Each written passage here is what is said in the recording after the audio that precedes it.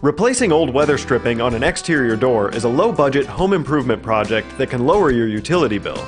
So in this video, we show you a simple way to fix a drafty door. The tools that you may need for this project are new weather stripping, measuring tape, scissors or a utility knife, a dry cloth or paintbrush, a scraper, and pliers. First, remove the old weather stripping. You may need to use pliers to pull it away from the frame.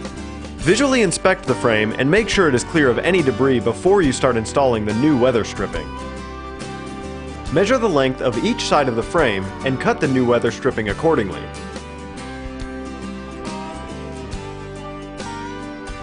Two common types of weather stripping are vinyl clad with a spline and self-adhesive foam.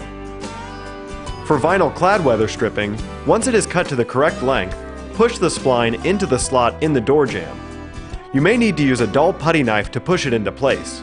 If you're using the self-adhesive foam weather stripping, carefully remove the adhesive backing and firmly push the weather stripping onto the door jamb. To test if you have a tight seal, take a piece of paper and close it in the door. If there is resistance, then your seal is good.